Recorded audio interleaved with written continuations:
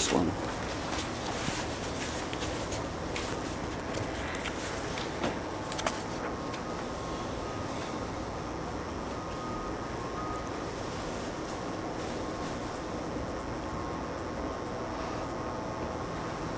Is it your view that Tony Lyons is a slime ball? I may have called him that at one point. You believe it now?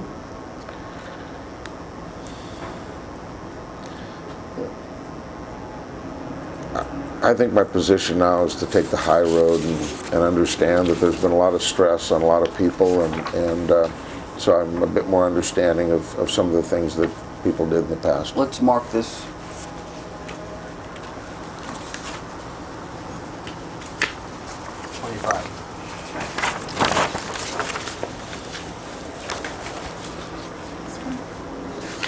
Sky 79.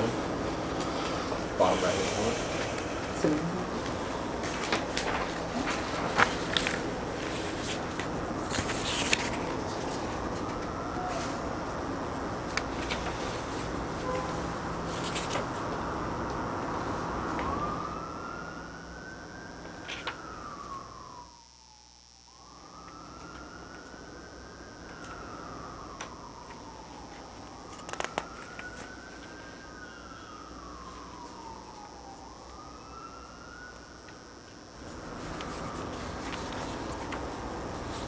Just looking down to the second to last page, says Sky 80. The last line referring to Tony Lyons, the writer wrote, "He is just a slime ball."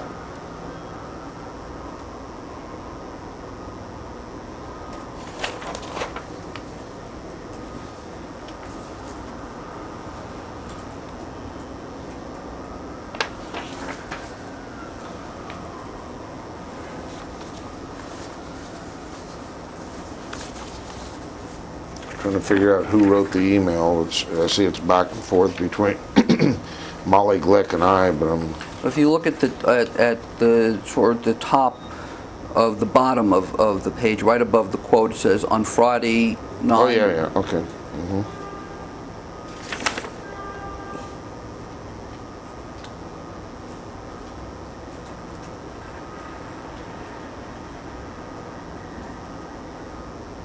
So you're asking me if I said that he was just a slime ball in this email? The answer is yes. Okay.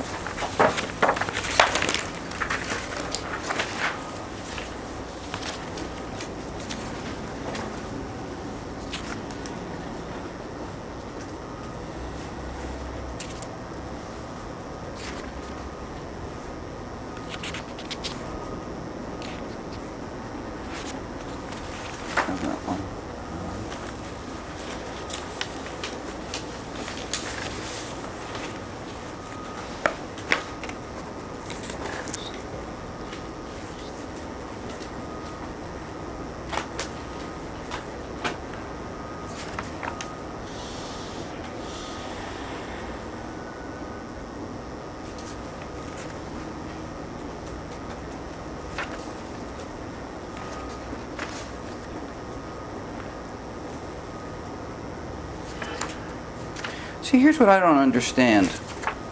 Let's mark this one.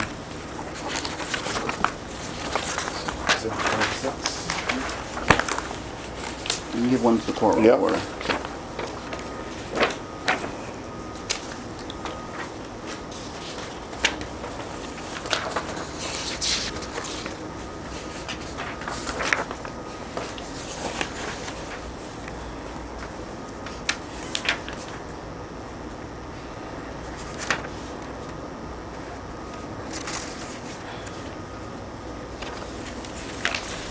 And after you read it, I just want to get a sense of why you are continuing to claim that there is some protective order in place where Judge Ilston plainly vacated that order in November of 2008.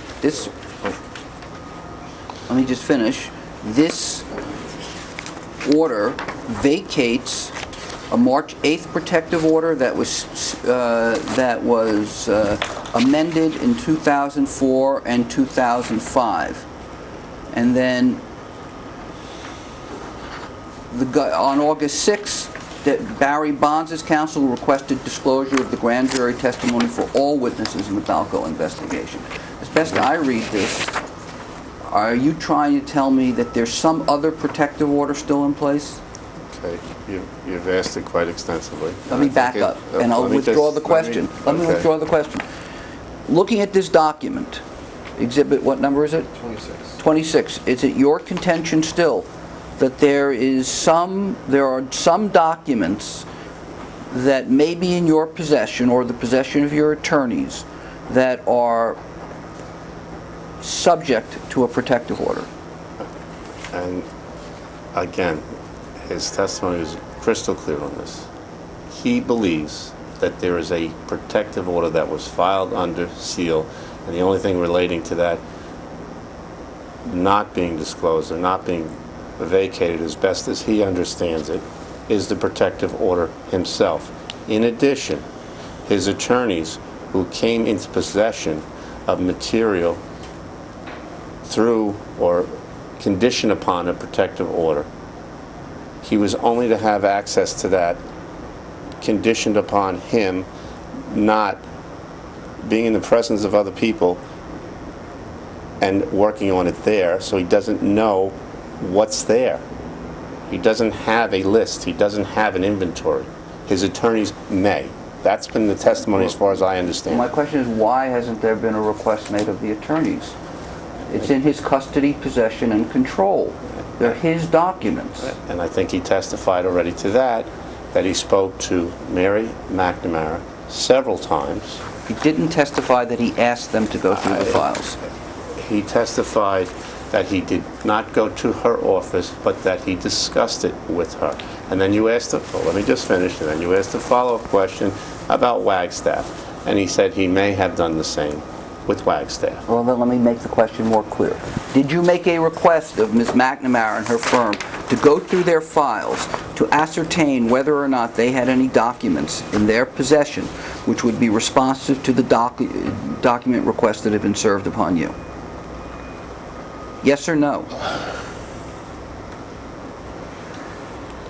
Yes. Okay.